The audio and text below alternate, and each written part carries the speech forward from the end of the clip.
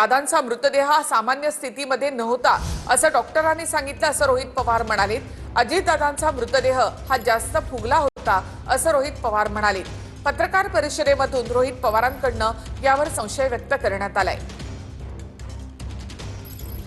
जो लोगों के मन में, शायद मैं कल भूल गया था बोलने में, जो डॉक्टर से हम बात कर रहे थे, दादा की जो बॉडी थी वो स्वेल हुई थी। मैंने पूछा ये आग जब हम एक्सपीरियंस करते तो स्वेल होती है क्या? उन्होंने कहा हाँ स्वेल बॉडी होती है, लेकिन अजित दादा की बॉडी ये अब नॉर्मली ज़्यादा स्वेल हुई थी। वो क्यों हुई थी वो भी देखने की वहाँ पे ज़रूरत है। उसके साथ वो कंपनी VSR जो भी व्यक्ति है उस पर वहाँ पे गुना दाखिल होना चाहिए, जो भी मालिक है और उसके जो भी टेक्निकल स्टाफ से लेकर सबका इंक्वायरी होना चाहिए। जो लोग उनको छोड़ के गए उनका भी इंक्वायरी, लेकिन अच्छी तरीके से, to know what were the faults of VSR। और VSR का बिजनेस अभी से अभी आज के बाद बंद होना चाहिए। अजित पवार यांच्या विमान अपघातासंदर्भात अपेक्षित तपास सुरू आहे, तो पूर्ण होणं गरजेचं आहे असं मुख्यमंत्री फडणवीसांनी म्हटलं। भारतातील चौकशी यंत्रणांवर शंका उपस्थित करू नका असा सल्लाही फडणवीसांनी दिला। रोहित पवारांच्या मागणीवर मुख्यमंत्री देवेंद्र फडणवीस यांनी ही प्रतिक्रिया दिली।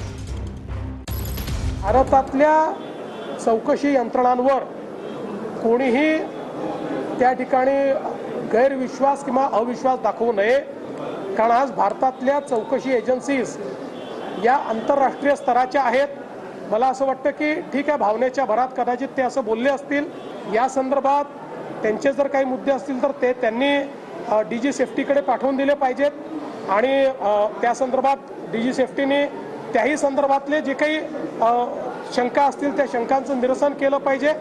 आणि मला असं वाटतं की एकूणच शंका व्यक्त करणं काही चुकीचं नाहीये, फक्त कुठल्याही राजकीय हेतूने याचा उपयोग होणार नाही आणि आपण अजितदादांच्या दुर्दैवी मृत्यूचं राजकारण करणार नाही याबाबत मात्र प्रत्येकाने मी कुठल्या व्यक्तीचं बोलत नाही, प्रत्येकाने याबद्दल जरा लक्ष दिलं पाहिजे।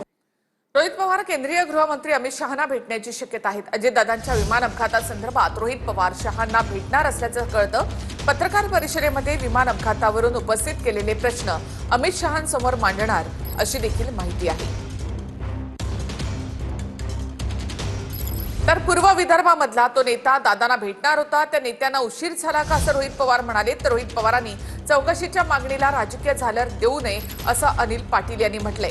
रोहित पवारांकडून चौकशीची मागणी योग्य दिशेने आहे, आमचं त्याला समर्थन आहे असंही अनिल पाटील म्हणाले। पूर्व विदर्भातील एक कुठले तरी नेते हे मोबाईल चेक करा दादांचे, नाही तर लँडलाईनवर कोणाचा फोन होता काय होता मला माहित नाही, पण मला जे कळलं आहे सही करावीच लागते।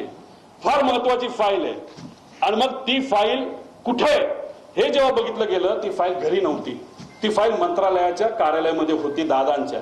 दादा कुठलीच फाईल मोकळी ठेवत नाही, पण अचानक ती फाईल तिथं होती। मग ती दादानी बोलवण्यात येण्यात मुंबईचं संध्याकाळचं ट्रॅफिक तुम्हाला माहिती आहे, ती फाईल पोहोचूस तर वेळ गेल्यानंतर ती फाईल आली। पण एक मोठा नेता आपल्या पक्षाचं बोलत असेल तर सही तर करावीच लागेल आणि मग दादानी ती सही केली, ती फाईल यूज तर सही करूच तर त्याच्यामध्ये दुर्दैवाने त्या ठिकाणी वेळ गेला। रोहित पवार हे अभ्यासू नेते, पण त्याला कुठेतरी राजकीय झालर देऊन संभ्रम जर का महाराष्ट्रामध्ये किंवा महाराष्ट्राच्या जनतेमध्ये निर्माण करायचा असेल तर ती काही योग्य बाब नाही। आपण खरोखर दादांवर प्रेम करतात हे आम्हाला अनुभवायला आहे। आपला कुटुंबातला व्यक्ती गेलेला आहे, आमच्याही कुटुंबातलाच व्यक्ती गेलेला आहे, पण त्याला राजकीय झालर कुठली देऊ नये। राजकीय झालर दिल्यानंतर या चौकशीला कुठेतरी आपण वेगळी दिशा देतो किंवा आपण त्या ठिकाणी वेगळ्या मार्गाने जातोय, तर ते करणार नाही अशी माझी अपेक्षा आहे। तर पूर्व विदर्भातील नेत्यामुळे दादांना उशीर झाला तर चौकशी झाली पाहिजे असं राऊत म्हणाले। पूर्व विदर्भातील नेता कोणत्या पक्षाचा आहे हे तपासलं पाहिजे असं राऊत म्हणाले। त्या दिवशी फाईलवर सही झाली नसती तर महाराष्ट्रात थांबला असता का असा सवाल देखील राऊतांनी केलाय।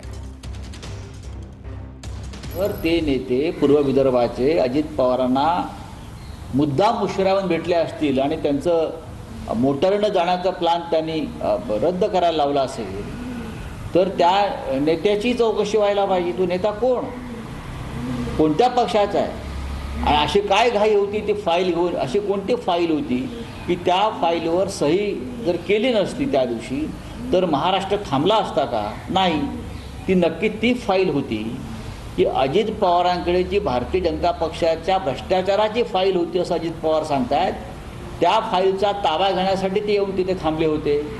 हे फार गंभीर गोष्ट आहे. तर डीजीसीएकडनं बारामती विमानतळाची पाहणी करण्यात आलेली आहे. आज ही पाहणी करण्यात आली. विमानतळाची सुरक्षा व्यवस्था, धावपट्टीची स्थिती, तांत्रिक सुविधा आणि आपत्कालीन यंत्रणा याची सविस्तर तपासणी करण्यात आली आहे. विमानतळ सुरक्षित आहे का याबाबतचा अंतिम निर्णय पाहणीनंतर तयार होणाऱ्या अहवालावर अवलंबून असेल. सुनेत्रा काकींची इच्छा नसताना घाईघाईमध्ये शपथविधी झाला असा आरोप रोहित पवारांनी काल केला होता. यावर आता अनिल पाटलांनी उत्तर दिलं. शपथविधी घाईत झाला यावर कुणाला बोलण्याचा संबंध नाही असं पाटील म्हणाले. तर भाजपच्या पंकज भोयर यांनी ही प्रतिक्रिया दिली आहे. कदाचित काकींची इच्छा नसताना सुद्धा शपथविधीला सुद्धा काही प्रमाणात घाई ही त्यांच्याकडनं तिथं झाली आणि हीच गोष्ट काकींसाठी सुद्धा महत्वाची आहे, पार्थ आणि जयला पण महत्वाची आहे. पण ह्या नेत्यांना काय महत्वाचं आहे हे मी सांगण्यापेक्षा गेल्या 13 दिवसामध्ये लोकांनीच बऱ्याच काही गोष्टी तुमच्या माध्यमातून बघितलेल्या आहेत. 10 दिवसानंतरही समजा जर का शपथविधी झाला असता तर तो लवकर का झाला, मग महिन्याभरानंतर झाला असता तरी तो लवकर का झाला, मग वर्षपूर्ती झाल्यानंतर केला असता तरी त्याच्या आधी केला असता तरी सुद्धा तो लवकरच झाला असता. आता त्याच्यामध्ये लवकर झाला, उशिरा झाला, नंतर झाला, काही कोणाला बोलण्याचा त्याच्यामध्ये संबंध येत नाही. आता कुठेतरी मनाला ठेच बसली असेल म्हणून लवकर झाला वगैरे आता ते बोलायला लागलेले आहेत. नाही, असं न होता त्या सर्वस्वी तो त्या पक्षातल्या नेत्यांचा, पदाधिकाऱ्यांचा निर्णय होता. त्यांनी माननीय मुख्यमंत्री महोदयांसोबत चर्चा केली आणि नंतर या सर्व घटना त्या ठिकाणी घडल्या. तर उपमुख्यमंत्री सुनेत्रा पवार यांच्याकडून दिल्लीमध्ये मोदी आणि शहांची भेट घेण्यात आली आहे. उपमुख्यमंत्री सुनेत्रा पवार यांनी मोदींसोबत जवळपास त्यांची 40 मिनिटं चर्चा झाली. तर अमित शहा यांच्यासोबत अर्धा तास त्यांची बैठक झाली आहे. सुनेत्रा पवारांनी संसदेमधील पंतप्रधान कार्यालयामध्ये भेट घेतली. एनडीए मधील घटक पक्ष म्हणून एनसीपी सोबत आहोत अशी मोदींनी ग्वाही दिली अशी माहिती सूत्रांकडून मिळते. डीसीएम म्हणून काम करताना भाजप ठामपणे सोबत आहे असा मोदींनी शब्द दिला अशी ही माहिती सूत्रांकडून मिळते. दादांच्या निधनाबद्दल मोदींनी शोकही व्यक्त केला आहे. सुनेत्रा पवारांसोबत प्रफुल्ल पटेल, तटकरे, जय आणि पार्थ पवार हे देखील दिल्लीमध्ये आहेत.